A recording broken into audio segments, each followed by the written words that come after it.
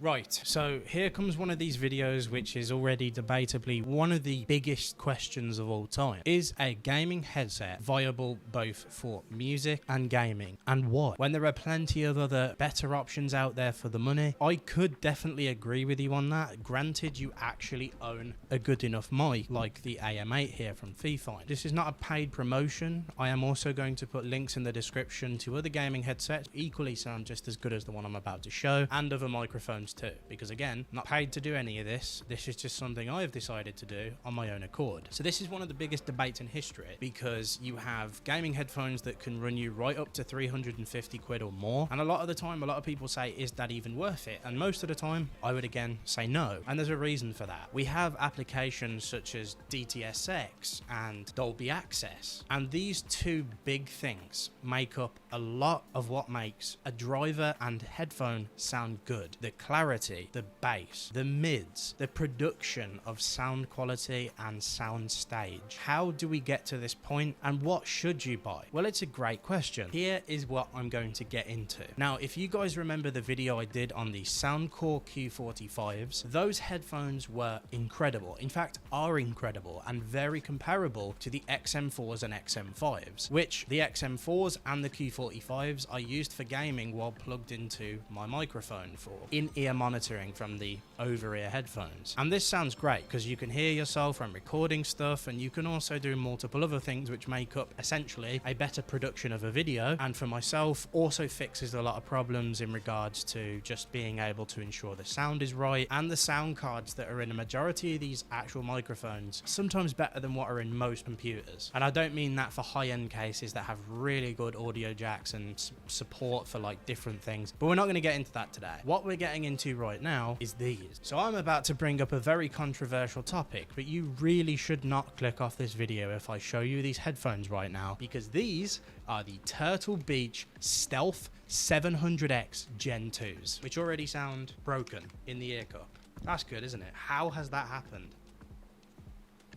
Here come some of my biggest gripes with multiple different headphones. Now, usually audio listening headphones are tuned for sound quality of music purposes only. But is it possible to get a gaming headset that has somewhat of a similar soundstage and production to, say, the Q45s or XM4s and even the XM5s and even the Bose 700s? Is it possible? Firstly, yes. Secondly, you will never get it to the way of the tuning of those headphones because they're not designed specifically for music. Some of these headphones and studio headphones, as they call them, can be just as useful for things like gaming, but not all of the time. So with headphones such as these guys are majority used for boosts in mids and boosts in highs. The reason being is because a lot of the time the sound stages are designed for footsteps and designed for more clarity in terms of hearing things in the game. That is something I do not like. A lot of the time it can mean the sounds are quite muddy, there just isn't quite enough bass, or the bass is really punchy and it's not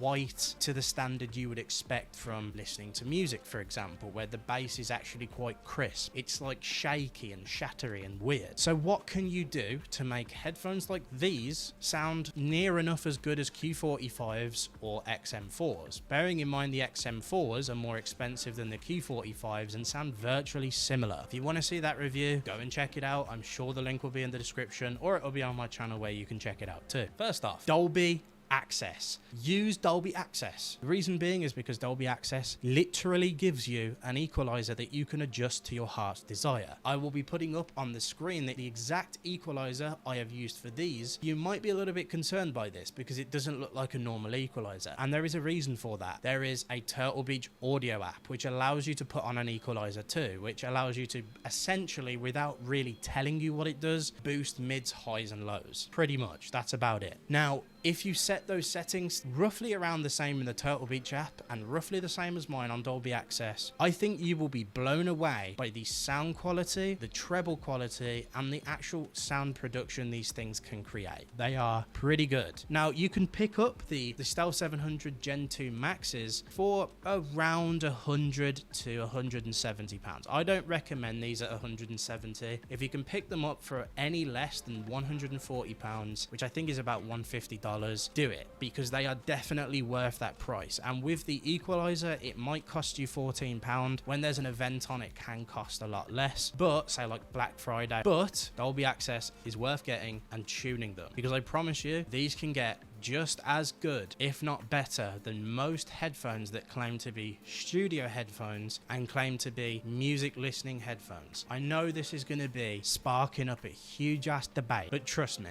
I've listened to multiple headphones with my own ears, tried equalizers, tried different encoders, and people that recommended things like the HyperX CloudX Flights to me, I didn't like those headphones. And when people recommended me the Razer Krakens, I didn't like them too. And guess what? The Turtle Beach Stealth 600s didn't sound good to me, but these are great. Now, the actual quality of the headphones are quite plasticky and they're not quite great, but we're not doing a review on these necessarily. I'm just telling you how they sound. The comfort on them is fantastic, and for people who wear glasses like me, you have a little pull tab so you can pull back a nice little string in there, and it means that they fit on your head and there's absolutely no tension on your headphones, which is lovely. And they don't look too bulky, they don't look too nasty, they're not heavy. What I'm saying is these are completely viable for music listening and gaming. And I say that because to a lot of people, audiophile means, oh, you must own £thousands worth of headphones. No, I've owned headphones right up to the £300 range and below, and I like the best sound quality and mainly the best price to performance when it comes down to those price ranges. Performance is everything, but price also matters too. Not to everyone, but then again, apparently you need to be rich, so you have to go and buy Bose headphones or whatever. You don't even need to buy Sony headphones. There are plenty good enough. In fact, if many of you are talking about buying the Turtle Beach Stealth, don't do it. Buy these instead. These are a lot cheaper and do just as well. The Stealth Pro, don't do it. It's too expensive. Unless you've got the money to do it, fine, but you can equalize these and they'd sound just as good probably. So yeah, that's basically all I'm saying. This is about price to performance. This is about sound quality, and gaming headsets are definitely viable for this exact thing. Now, I'm not going to go over a list of headsets here, but I will be putting things in like the SteelSeries Nova headset and a couple other things. They will be in the description.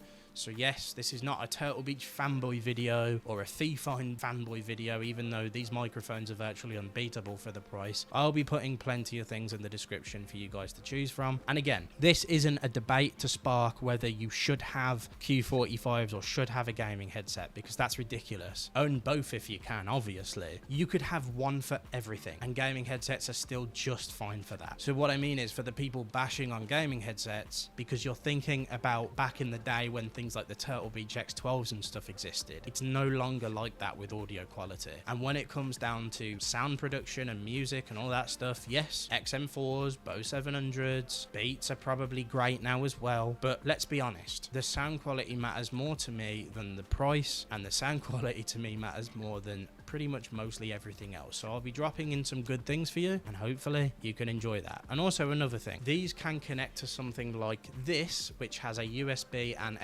and on top of that, these have Bluetooth. So if you're playing, so if that's connected to the headset and I'm playing from my PC, did to my phone, someone calls me, I can answer a call from my phone or play music from my phone, and there's no interruptions. A lot of headphones don't do this. They either have auxiliary or Bluetooth, and that's it. So that's another benefit to gaming headsets too.